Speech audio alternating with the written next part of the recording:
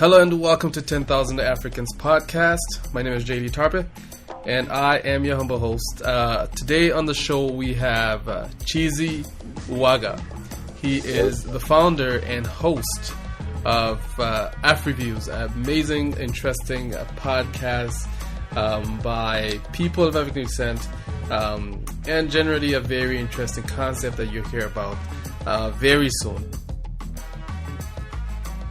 Make sure to subscribe to 10,000 Africans podcast on iTunes, on Google Podcasts, and on our newsletter. Please rate us and review us on iTunes and share this podcast with your friends and family. You can also donate to the podcast through our website, 10,000africans.com/donate. Even a $1 donation from you would be appreciated.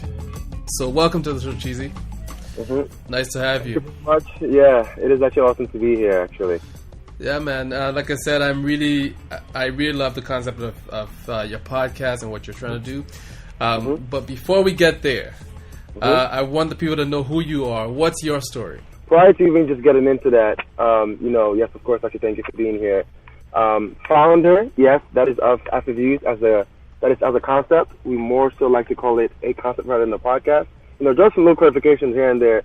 And I'm not quite the host. The host would mean that I'm actually the gatekeeper to this, because our concept is crowdsourced, which, and kind of just decentralized, which I'm going to speak about that is at some point later on. But I'm just the person who just created something of a framework, kind of very, very small, kind of fundamental right now. So I'm not the host. The host means that I'm a gatekeeper.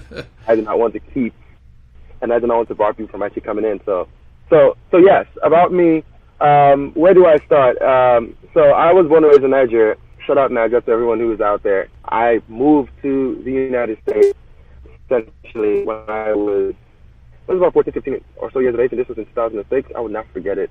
May 26, 2006 was the day that I had officially moved over to the States. Came over here, went to kind of just completed my whole high school tenure here, went to college for engineering, the staples, the most, that is the most right here. So I do work as an engineer right now. I work as a design engineer. I work very closely with NASA. We essentially design stuff for astronauts. So when astronauts go up into space, they need to have solid life support systems, like a nice water processing unit, and oxygen recovery units, and AC, right? and all of these things work very differently in space, right? Super expensive items. So we help design that. I do design such things.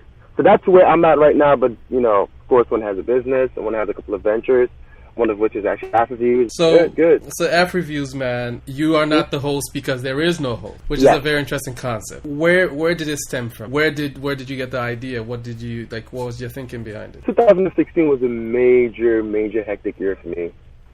Something really personally horrible happened, and I went into this space, kind of like, this really interesting headspace where I was coming up with a whole bunch of ideas.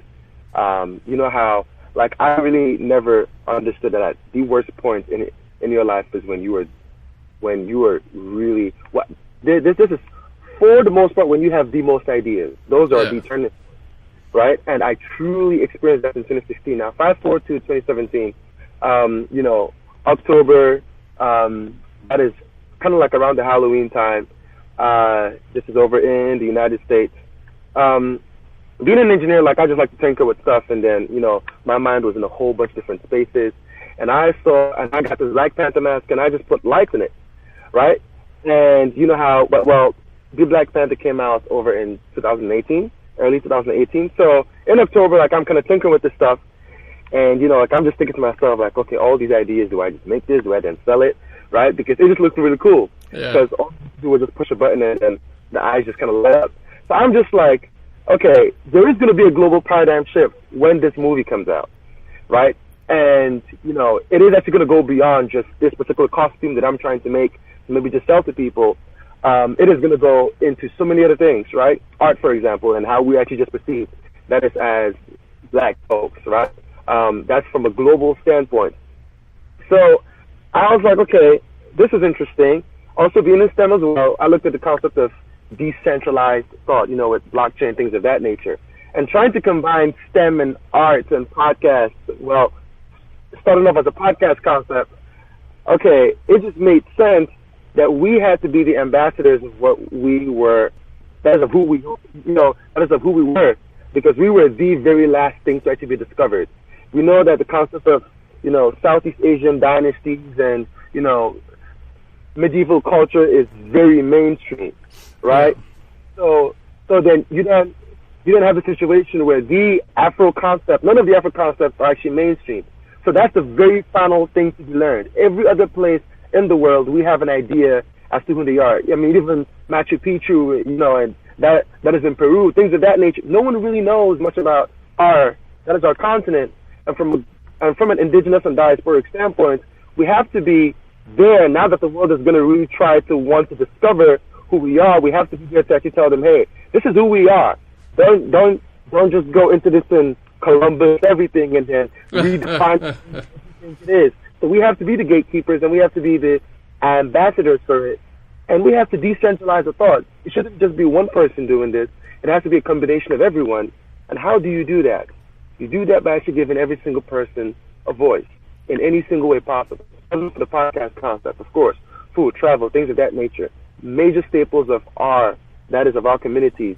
When you actually decentralize it, you truly get the plethora of black. I don't want to use the word conscious, but the black consciousness, kind of like the black heartbeat from a global perspective. Indigenous and diasporic Africans, people in Ghana, people over in the U.S., people who are Afro-Mexican, Afro-Japanese, whatever it is. But this is where that kind of just stems from. Trying to just combine all these things together, STEM and art. So now let's go into the podcast. So the concept is that every day you have about 3 people on, and people. So a rotated cast that is of 3 people. Yeah. Yeah. So it's 3 people, different backgrounds, different worldviews. And how does it work? How do you even coordinate this stuff? Oh man. As someone who does a podcast, you must understand how stressful this can actually be. Yep. But trying to change a particular paradigm here. So it's what I do is I go into my network of the limited people whom I know, and I reach out to them stating, hey, you guys are the demography of what it means to be black from a global standpoint. One person who is indigenously African, or maximum one generation removed. One person who is, that is in this case from the host country.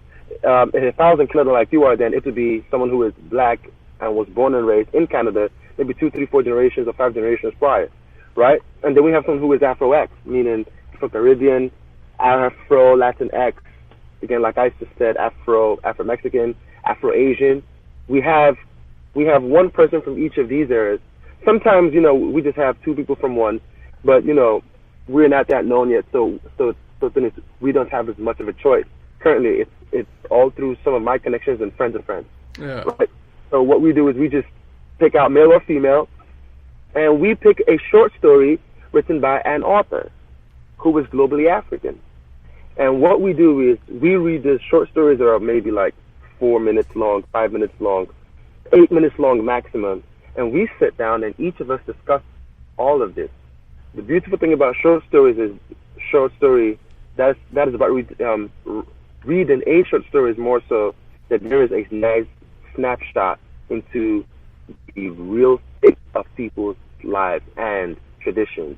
There is no starting point, there is no character build-up, there is no ending. It's this snapshot that actually gives you a whole lot of core information. So what we do is we actually speak about the nuance. I mean, as conversation happens, the nuanced aspects of our fragmented Afro tradition essentially starts to now just come out, right? Just through conversation. And then hopefully the goal is that with time we all truly learn and finally understand that we are not different, that we are fundamentally the same. And then there is this unity aspect to it as well. That is essentially what the podcast is. Finding people can actually be tough, but hopefully with time we get people who actually want to volunteer. Like we say, we want Jay-Z to be speaking to you actually, right? That is about that. So that's how we find folks. For you to be able to be a host on the show, you need to be able to have been on the show prior, and then have a conversation, and then just go from there. As we're coming to the close of the podcast, what advice would you give to young people across the continent, especially people of African descent, across the world, whether in the diaspora or on the continent? What advice would you give to people who want to start something, who want to make a difference? Oh man, you don't have to wait to get all the accolades. You don't have to go to school like crazy.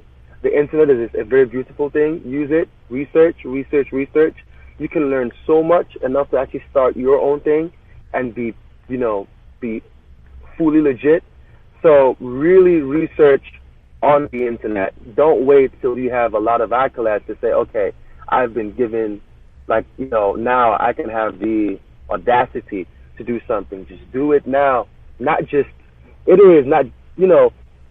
actually not adjusting, right? But you have to do it. You can go online right now and type it up if you have access to that. But go online and then type it up and then try to find some good people around you, because people can they can truly give you some really good ideas. Listen to a whole lot of criticism, but start by looking at the internet. That is the best thing that I can say, because once you start doing so, you will start seeing a whole bunch of different things.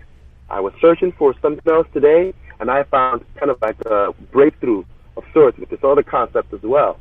So, and this was just a few minutes ago, because I was doing some research, right? So go on the internet and search for that thing and read up, just read up just like a little bit, and you'll be very surprised that, there is not much of a barrier to entry with regards to whatever you want to accomplish. You can virtually find it for free, and you can actually start that way. So, man, before the last question, the final question, how can people find you? How can people connect with you? We're actually on Instagram, Twitter, Facebook. What actually sucks is the name is not quite the same, but on that is on Facebook. We're actually Afreviews, Afreviews. You can actually just find us there. We have a podcast that is on iTunes, Google Play, Spotify, and also on Stitcher Podcast, Afreviews, Afreviews. And then on Instagram, we actually Afreviewers, so it's Afreviewers. The same thing that is on Twitter. Use this brown logo that has an A and an F and kind of looks like the African continent. So that is essentially what it is. We actually a podcast concept. Well, solely a podcast concept for now, but we have a whole bunch of other things planned. That's as far as moving into two other core main areas, and that's just going to be it. Essentially, food and travel. We think that there's an interesting way wherein we could actually crowdsource things of that nature. But you can find us there if you want to kind of get on the team or actually just be in contact with us or actually just come on the show to actually speak. You can hit us up on any one of those mediums or email us at contact@afreviews.org, contact@afreviews.org. If you had 10,000 Africans at your disposal with expertise in every field, what would you do? First of all, we would actually seek out those who have a whole number of connections. That's as far as, donations are actually concerned, simply because we don't need much to essentially be very widely known. We do have a marketing company that is actually just partnered up with us. So people who have access to stuff and people who can actually do granular form of marketing would actually be awesome. Anyone who can actually write a blog, right, is actually welcome, because we like people to actually listen to the podcast and then send them blogs. Again, looking at the whole crowdsource concept. And people who just want to sit down and strategically plan.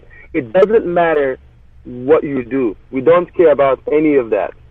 So long as you are smart enough, you can hold a conversation, and you can come and think with us, that is essentially all that is needed to actually make this concept reach the highest point, whether it is actually competing with OK Africa or Face to Face Africa or even Blavity or even BET, right? It doesn't take that much. We do have a blueprint, so it's just a matter of just reaching out to us, sitting down, and then also thinking, and it doesn't take much to get to a particular critical mass. So, just hit us up. That is all I would need. Expertise really doesn't matter, because everyone's stuff kind of comes in and kind of mixes up. That is at the end of the day, but it's ultimately just about being present and just being available. So it doesn't matter where it is. We're crowdsourcing thought, crowdsourcing execution, crowdsourcing concept. Great talking to you, Chizi. It's amazing having you on the podcast.